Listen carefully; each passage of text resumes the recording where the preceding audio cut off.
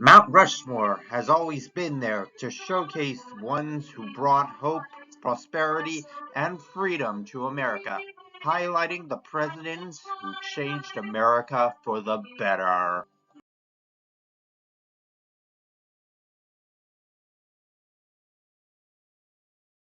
But it's missing Homer Simpson, so nothing is perfect. By now, you've seen tons of videos about who should be on the Mount Rushmore of superheroes. But what about other types of stuff? That's where I come in to give you the Mount Rushmore of Animation.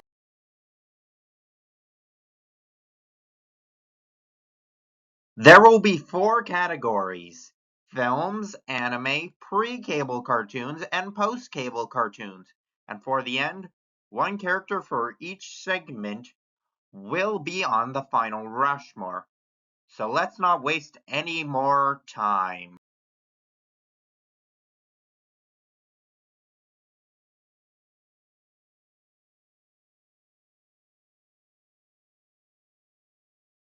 Grab your merchandise and cosplays, and let's get this done.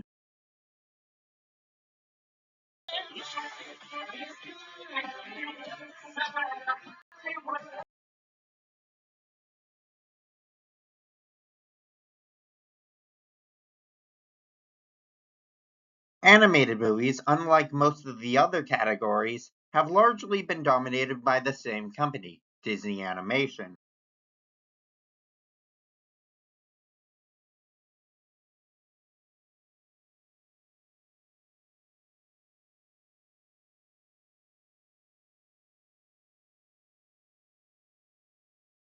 It wasn't until the 90s that competition really started popping up. So it's going to be a lot more lopsided in terms of time than the other category. The first character on the Mount Rushmore is also the first ever animated film, Snow White. Obviously, being the first will be important for any category, but without Snow White, we'd possibly never have any animated films today.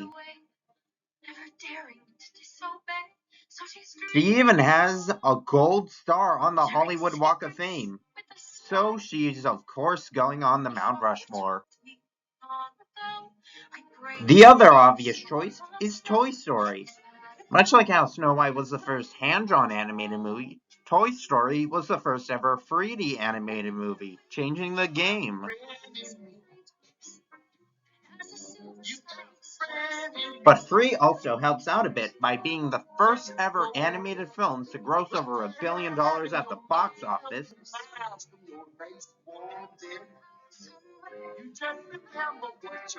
And the last ever animated movie, as of the time of this video, to be nominated for Best Picture at the Oscars. And since Buzz was the one who got a spin-off, he will be the one on the Mount Rushmore. Leaving Disney behind, somebody once told me Shrek should be on the Rushmore. And you don't have to be the sharpest tool in the shed to see why. For years, Disney was the one producing animated films. Sure, they had their competitors that came and went.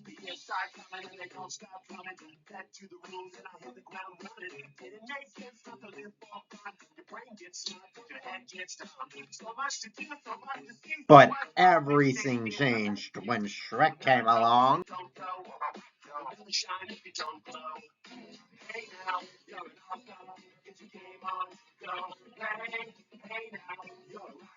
It was the first ever animated film to win Best Animated Feature at the Oscars.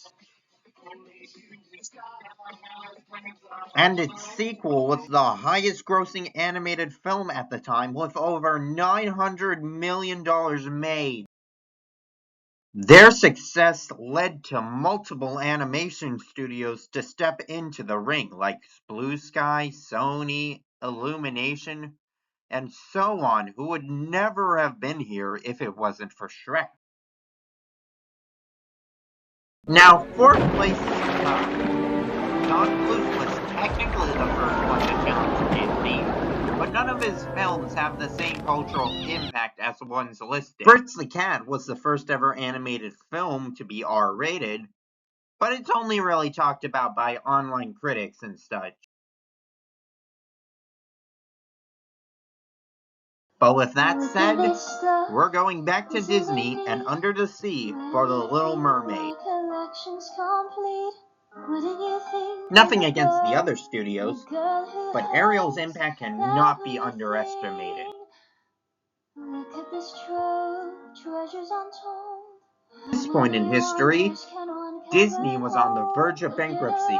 They needed a hit. Sure. She's got everything. I've got heartache and sorrow. And that's where The Little Mermaid came in, kickstarting the Disney Renaissance. We now think of the rebellious girl or the overprotective dad as overdone tropes. But this movie was the first to use these tropes.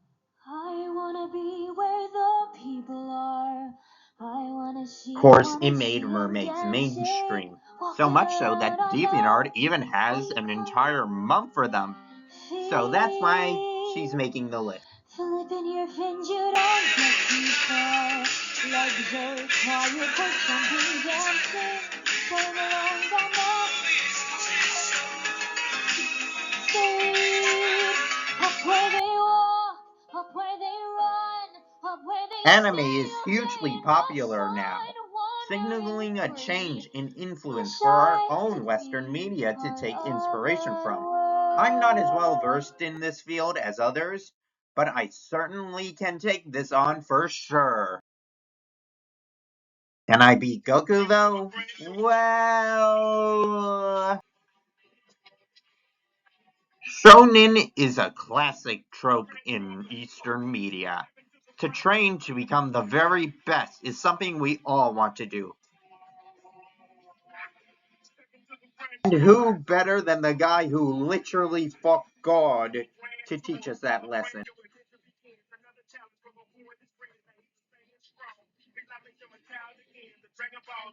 The amount of times this show has been referenced in other media is more than I can count. And I got an A in math.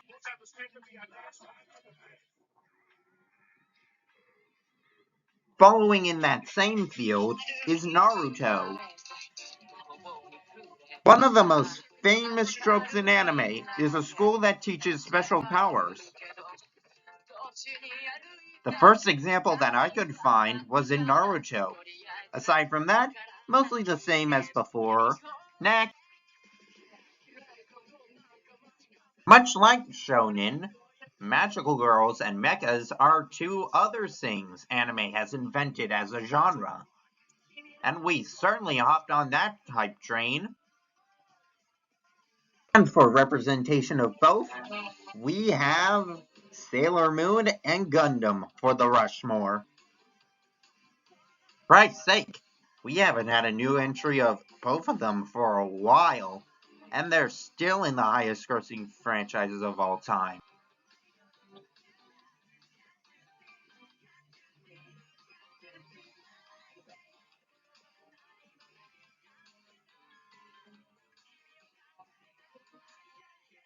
Bleach, One Piece, JoJo, MHA, and more mostly take after Dragon Ball and Naruto, so they couldn't really make it over the ones I placed above them.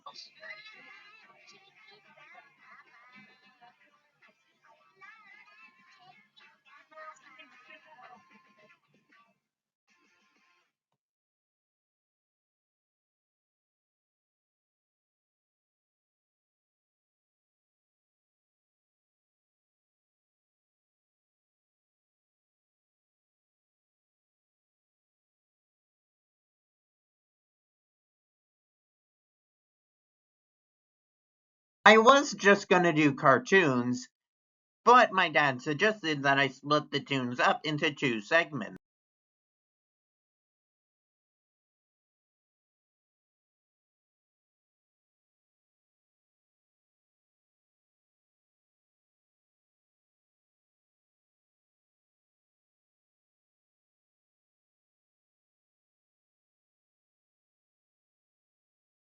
So this segment will be for the ones that appeared before theaters had to buy cartoons before a Cartoon movie Network, and later the aired on regular truckload TV. of streaming And coming services straight from the appeared. big screen is none other than Mickey Mouse.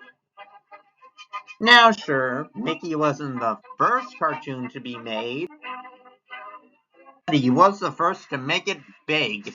He lasted for nearly 100 years and is the face of the biggest company in the world.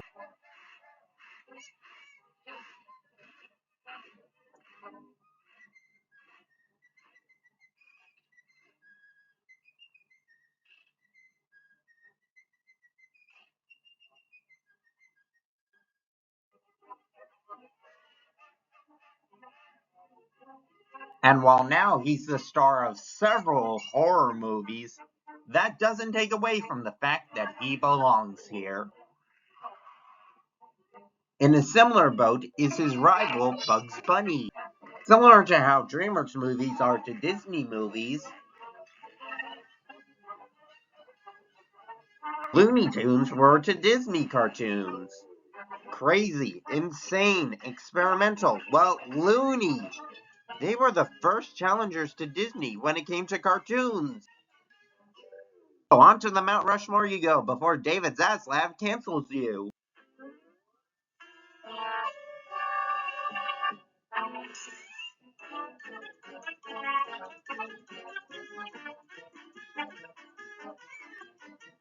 But like I said, later on, cinemas no longer had to buy cartoons to play before movies. And said cartoons started migrating to television.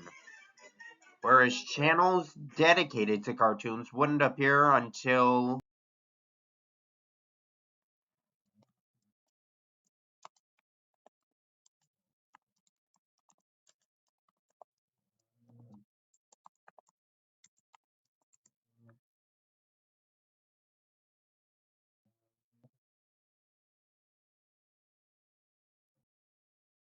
by far the biggest of the lot were the cartoons made by William Hanna and Joseph Barbera.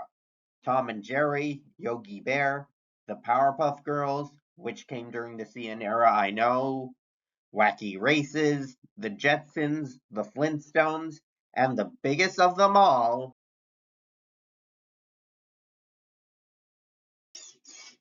Scooby-Doo. Out of all the shows I've listed, Scooby-Doo is the only one who's still going strong today, with each generation having their own adaptation. Teach them the lesson of to look for clues, to solve the mystery, as there is no supernatural in our world. This Rushmore was the easiest of the lot, including the final pick, Homer Simpson. Adult animation is a very important part of our culture, so much so that it might be the only thing keeping animation afloat nowadays. And while it is debatable as to whether or not The Simpsons counts, I wasn't allowed to watch it as a kid, so I'm putting it here. And with the title of the longest running TV show in history, and the longest running cartoon at that, Homer Simpson is an excellent choice for the Mount Rushmore. Daffy and Donald mostly play second fiddle to their company's mascots, so they're out.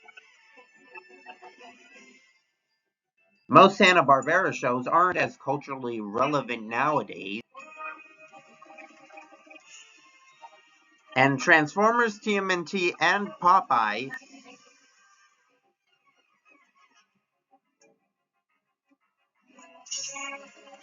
began as comics, despite being well more known for their cartoons, so they have to be left out.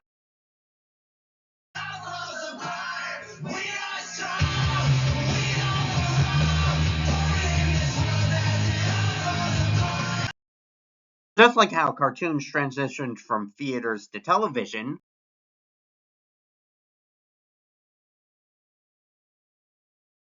we've been seeing cartoons transition from cable channels to streaming services and YouTube. Our first choice is gonna be obvious, SpongeBob SquarePants. You don't need me to explain this one. He's the face of Nickelodeon. He's as recognizable as Mickey and Bugs, and he's spread to everything. From spin-offs, to movies, to video games, to merchandise, to foods, to memes, and memes, and so many memes. Oh, and to everyone who says that the spin-offs go against Steven Hillenburg's wishes, following on from that is one crazy duo, Wallace and Gromit.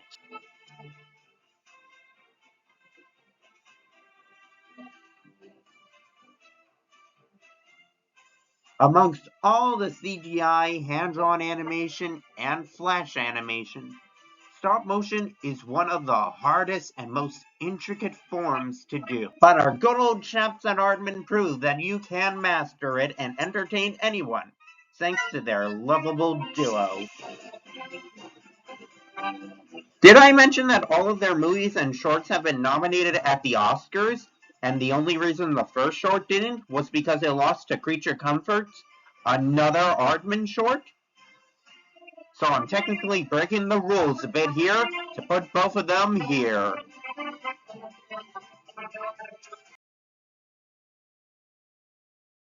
One thing a lot of cartoons have done as of late is have an overarching story.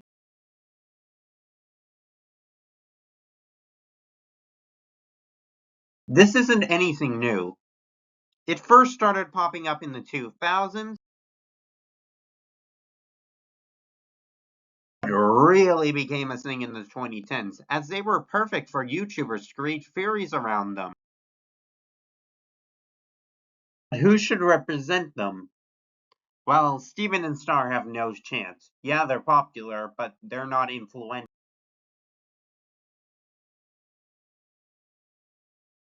Mabel and Dipper aren't even the most iconic characters in their own show. For better or worse, that's Bill Cipher. But thankfully, there is one character who did help popularize the story-driven narrative. They control the element of fire.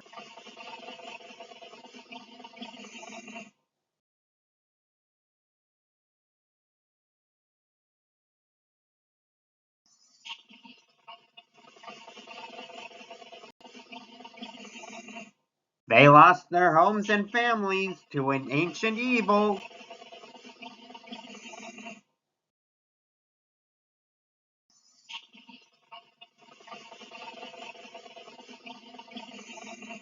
They teamed up with people from around different nations who can control different elements.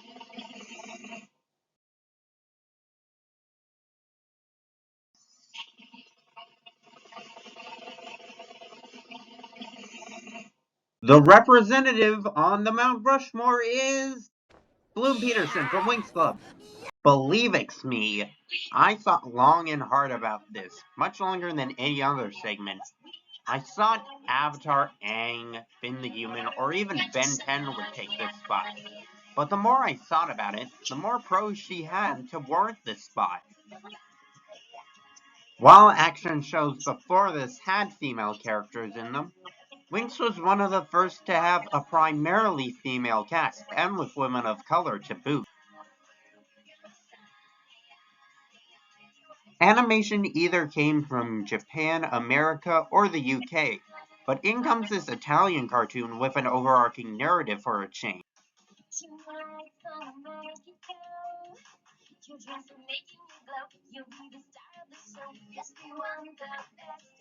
Winx Club was one of the first cartoons to use actual songs in its series, which led to other shows like Arcane and Rupee to follow suit.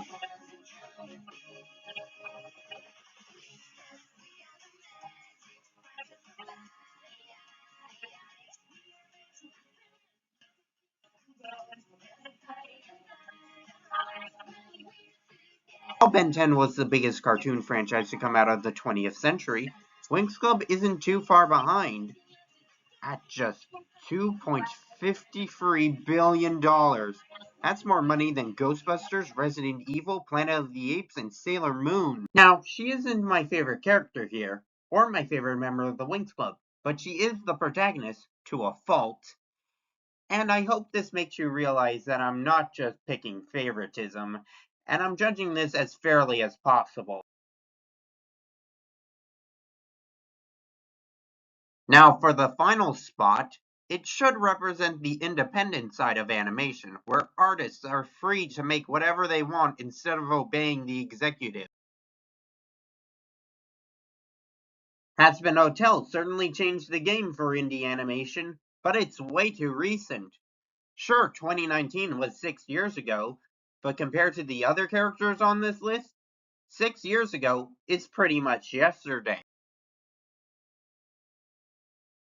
But one thing that is also important to animation is the preschool shows. Yes, they are aimed at younglings, but they are still a big part of the medium. So with that said, the final member is Twilight Sparkles. It popularized both flash animation and animated reboots. It's time you learned a lesson.